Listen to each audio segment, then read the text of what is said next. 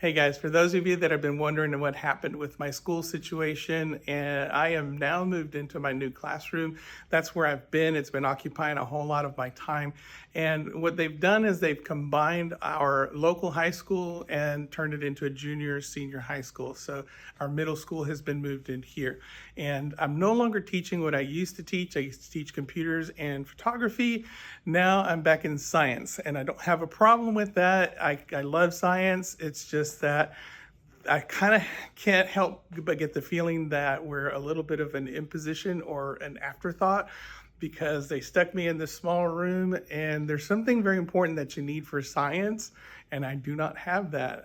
If you look around the room, there is no sink and you kind of need a sink to do experiments and labs and things like that. So I have to make it work and do the best that I can, but this is where I am and this is what I've been doing. So it's occupied a great deal of my time, which is why I haven't been posting lately.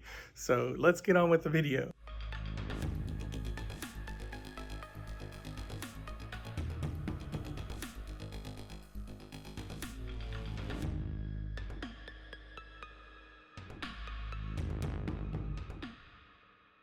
Hello, Tarantula lovers. I'm Alex and you're watching Tarantula Haven. Yes, I'm back in school. No, the kids have not started yet. They don't start until next week. However, I've been moving into my classroom for this past 2 weeks, actually, setting up my new classroom. If you've watched my previous videos, you know that I have moved from one school to a new school. They closed down our old school, and I'm no longer teaching my same subject that I used to teach of computer science and photography. I'm back in 8th grade science. So moving all of that stuff to my new classroom is like moving an entire household, not to mention moving or changing to a new curriculum. There's a lot of materials and things that I have to come up with and I have to make and create so that I'm prepared for when the kids come to school. So that has just been eating up all my time, and I haven't been able to put out any videos. But I know you don't want to hear about all that, so let's go ahead and get into today's subject. So I've been seeing a lot of videos popping up of people breeding tarantulas, some of it good, some of it not so good, and I figured what better opportunity to bring up the subject of breeding tarantulas. Is it just throwing a male and female together and letting nature take its course, or is there some preparation involved? So you've gotten some tarantulas and you're ready to do more than just feeding, caring, and enjoying them. You've decided that you want to try your hand at breeding. You could always try taking a male and a female and putting them together and see what happens. But if you want to maximize your chances, you should always prepare and you should always breed responsibly. Breed responsibly. What do I mean by this? Before you even consider breeding, you should always make sure that your male and female are the same species. This may seem like a silly thing to say, but there are several closely related species that resemble each other, especially when it comes to males. Take the avicularia for example. There are several morphotypes of this species coming from different locales, and many of them are wild caught in the hobby. So if you bought your avicularia from this guy, there you go, that there's a pink-toed tarantula. I don't even know why they call them that. They don't even look like frogs to me. At a reptile show, you may not know exactly what you have. If you are not sure of your species, then attempting to breed them should not be considered at all. Another example would be the Psalmopoeus cambridgei and the Psalmopoeus erminia. The females are very distinctly colored and easy to tell apart. However, the males closely resemble each other and they are very difficult to tell apart.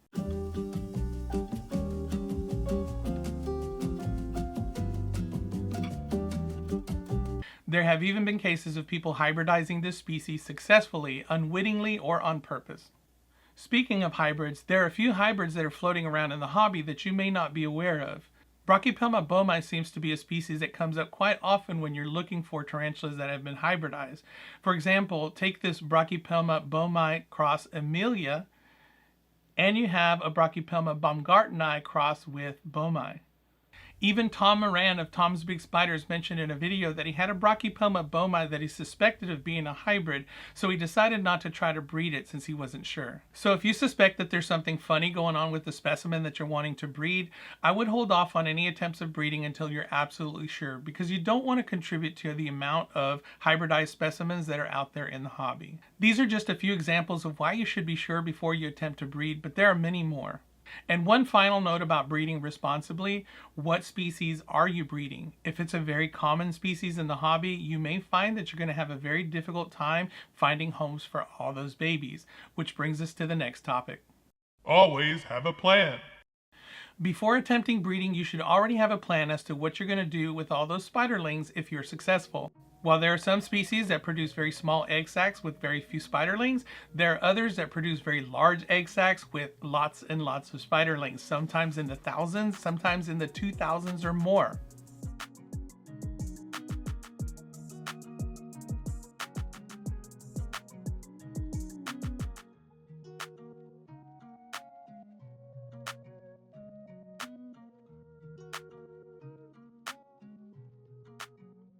So you should really ask yourself, what are you going to do with all those babies?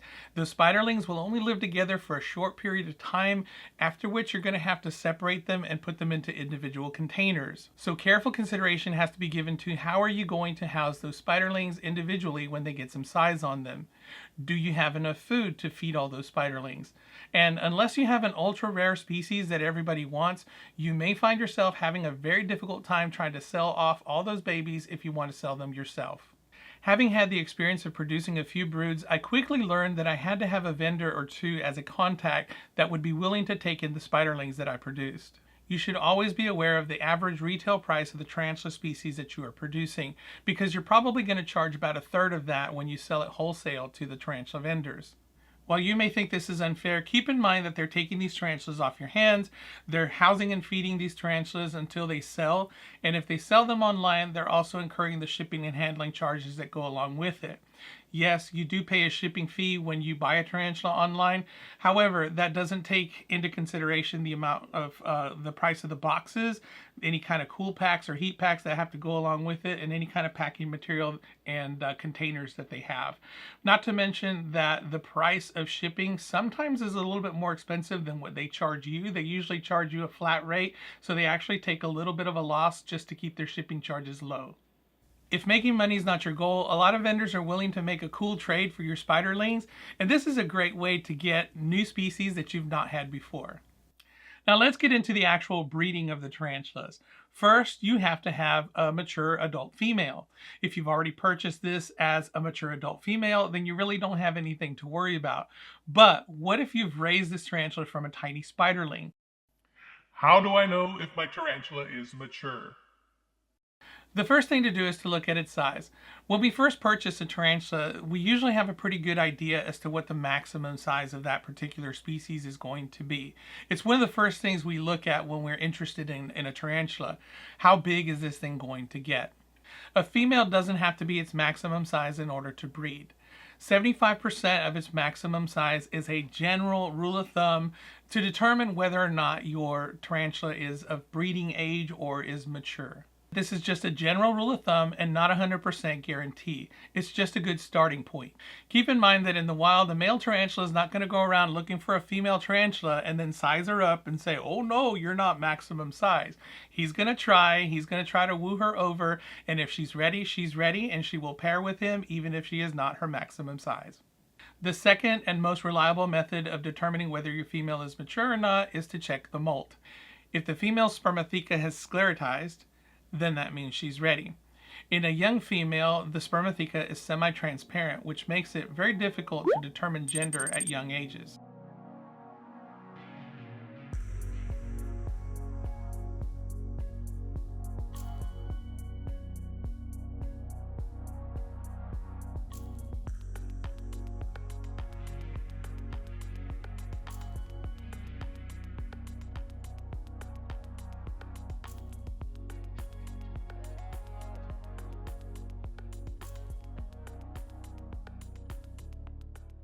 However, when a female has matured, the spermatheca becomes sclerotized, which means it toughens and it turns a rusty brown color. This makes it much easier to see when determining gender from a molt. Is there anything I need to prepare? The answer is yes. When I was first preparing to breed my Poecilotheria subfusca, I received some great advice from a couple of reputable breeders. They said that I should simulate a rainy season in her enclosure prior to breeding her. They suggested that a couple of weeks before pairing her that I should increase the humidity in the enclosure by spraying it down daily.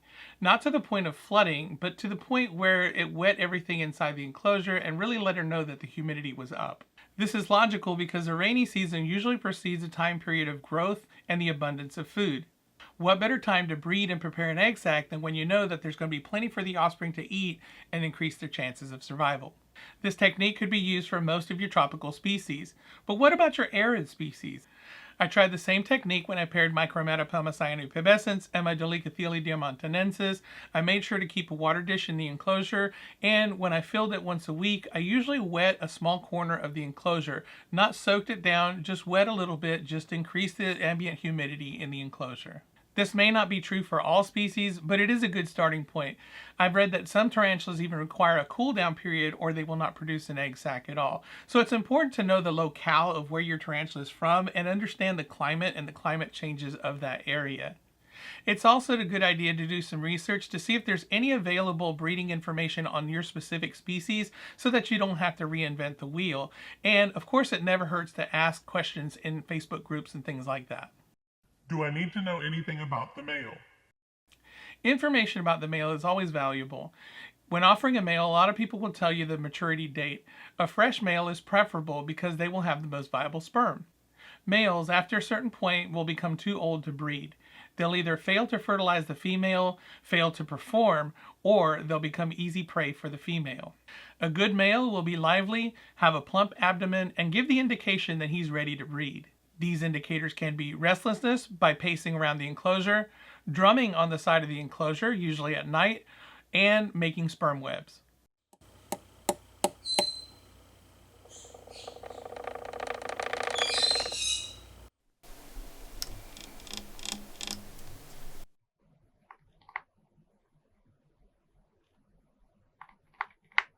A sperm web is a web mat usually in the corner of an enclosure, and if you're lucky you can catch your male underneath that sperm web, kind of like tucked under a blanket, and what he's doing is loading his emboli with sperm, preparing for the event. If the male is one that you've raised and has matured in your care, wait for him to make a sperm web before you consider breeding. If it came from someone else, ask them if he's made a sperm web yet, or just wait until he makes one in your care. What about the female? Much like the male, the female has to be fresh as well. Usually about 4 weeks after a molt is a good time to start thinking about pairing, maybe a little bit longer. Just keep in mind that the longer you wait, the closer she gets to her next molt date. It's always a good idea when preparing to breed a female to keep track of her molt date so you have a good indication of how long it takes for her to go from one molt to the next. And I always make sure that my female is well fed before pairing, not power feed or overfeeding to the point where she's obese, but just well fed to the point where her abdomen is nice and plump. And I always feed my female the night before pairing. A hungry female could see your male as food rather than a potential mate, and it could end in disaster. What's the best way to introduce the male to the female? So you've got all your bases covered and you're ready to put the two together and let the magic happen. There's several ways to do this based on the species that you have and their temperaments. You can choose the method that works best for you. If I have a docile species and I know their temperaments well, I'll usually put the two enclosures right next to each other and allow the male to wander over to the female's enclosure.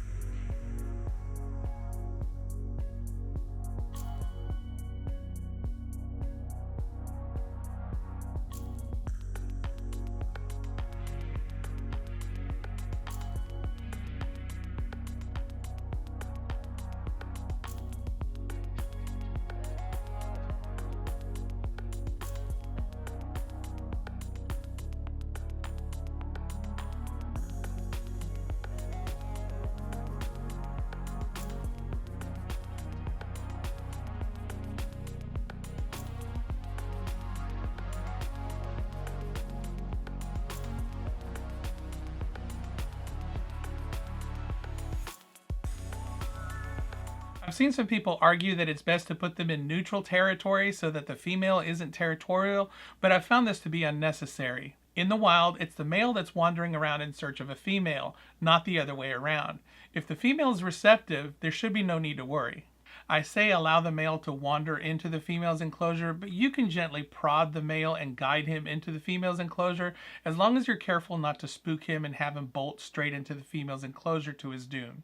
Once the male's in the female's enclosure, they'll usually sense her and forget anything about you and immediately start searching for her and begin to court her.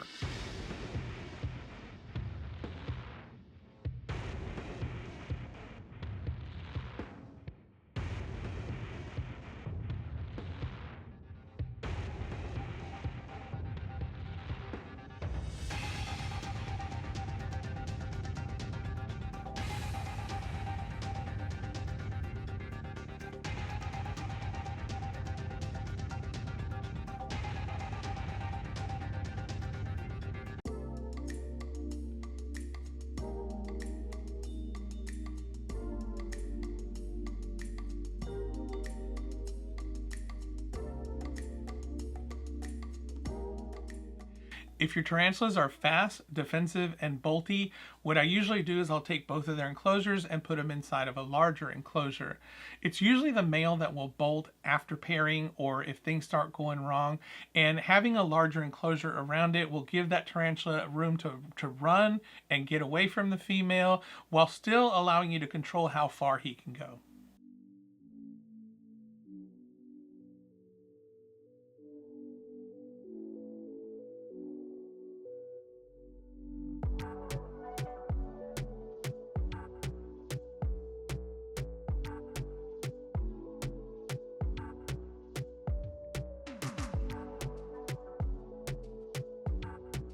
And the last method, and this is probably the least desirable method, but sometimes necessary, and that is cohabitating your tarantulas.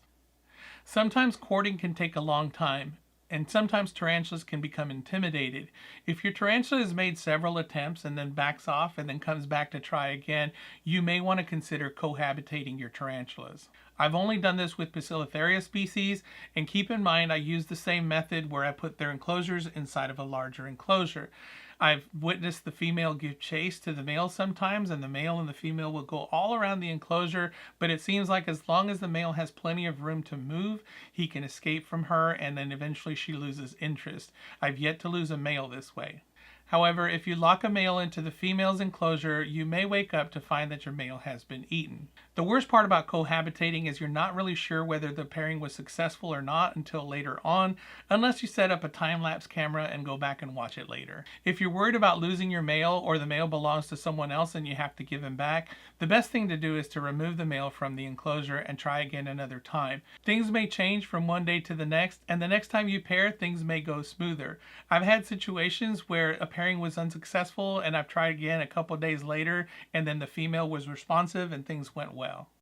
It's all about body language. Once the male's in the female's enclosure, watch carefully and see what he does. You don't usually have to worry about the male not doing his part.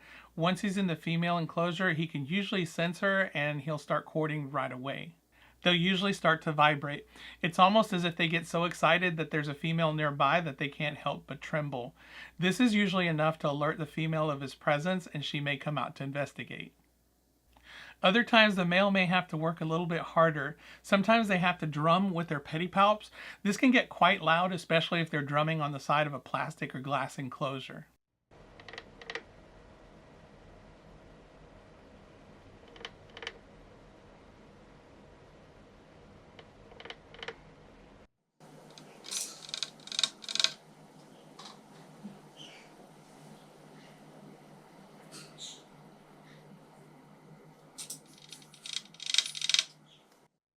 As I said, you don't usually have to worry about the male. He's at the end of his lifespan, and this is all he has on his mind before his time is up.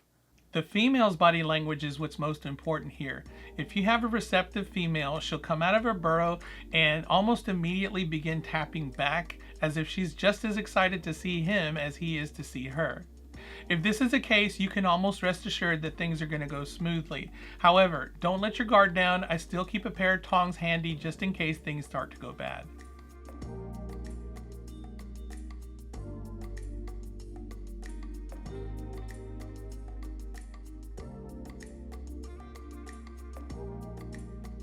If, on the other hand, the female comes out tentatively, this could mean that the female hasn't recognized the male as a potential suitor and is coming out to investigate what's in her enclosure. Sometimes he'll begin courting her and her demeanor will change and she'll become receptive as she recognizes him as a mate. Be careful if she begins to stalk and react defensively. This could mean that she has not accepted him as a mate and she's preparing for an attack.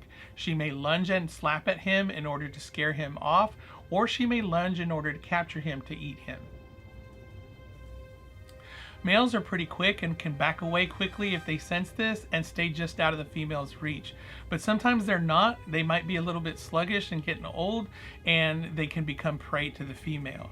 If I notice the female is acting defensively or is acting as if she's wanting to attack my male, I'll usually have tongs in hand and will have them hovering just above the female to intervene just in case she tries to attack him. I can place the tongs down in front of her and cage her away from him, giving him a chance to escape.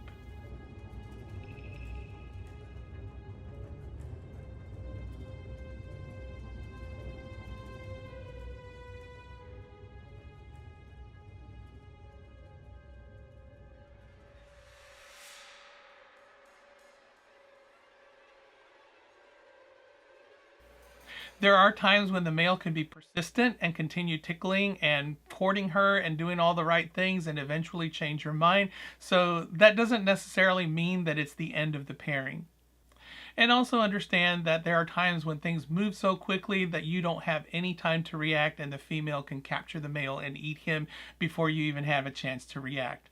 That's just part of the deal, and it's just something that goes along with the territory. Try not to feel too bad about it because it does happen, and you're just going to have to try again another time with a different male. And one final note about introducing the male into the female's enclosure: try not to drop him on top of her or near her, as I did by accident in one of my videos, and try not to force the situation by prodding him toward her. Believe me, once he's in the enclosure, once he detects her, he will know what to do and he will approach her in his time. I've seen many situations where people have spooked the male right into the female only for her to snatch him up and eat him because her feeding instincts kicked in before she even realized what it was. It's easy to get impatient, especially when things are moving slowly, but it's best to let them make their own introductions. Gentle prodding is usually okay, but if you're spooking the male enough to make him bolt forward, then you need to slow down. How will I know if the pairing was successful? When the male makes his move, it'll seem somewhat scary. The male will tickle the female until she raises her legs, and then he'll push her back, exposing her sternum. She may even bare her fangs, appearing as if she's about to attack. At this point, the male will lunge forward and wrap his legs up with hers to keep her in a raised position. If he has tibial hooks, he'll hook them under her fangs to control them to keep from getting bitten.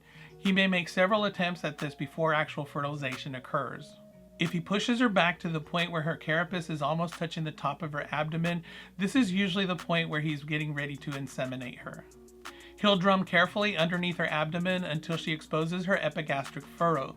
Watch carefully as he inserts his emboli into the epigastric furrow. He may do this with both pedipalps, usually one after the other. Depending on the species and how receptive she is, he may do this nice and slow and hold her this way the entire time until he's deposited his sperm and then breaking away.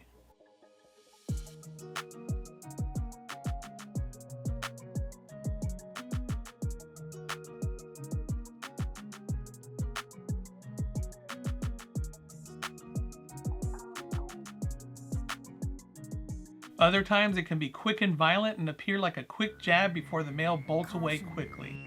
Content's hot. You get to give me all you got.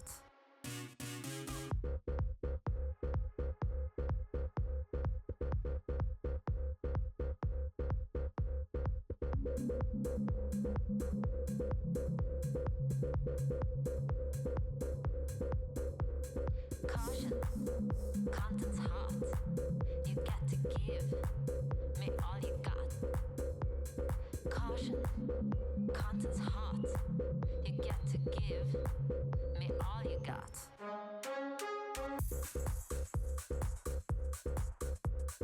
If you didn't actually witness the insertion, there are a few signs that you can look for.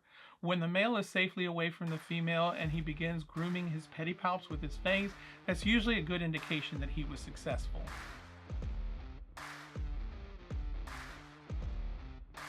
Sometimes the female will be momentarily stunned after pairing, which gives the male enough time to escape.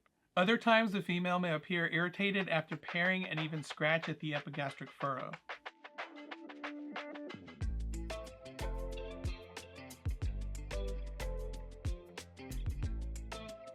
And finally, if you have the opportunity to look at the underside of the female's abdomen at the epigastric furrow, it may look slightly open due to the pedipalps being inserted. When I saw you over there, I wasn't sure. Now I'm feeling something I haven't before. Look at us, no dancing now, skin to skin. If you keep this up, then I'll let you in, 'cause you have a way with me like no one else. Yeah, you. After the pairing has taken place, some people like to wait for the male to make another sperm web and attempt to pair them again, just to be sure. I find this to be unnecessary. If the pairing was successful the first time around, that's usually all that's needed. I've witnessed females that were receptive and successfully paired become downright hostile the second time around, so I just avoid the situation altogether and either pair the male with another female or just pass them along to someone else that can use them.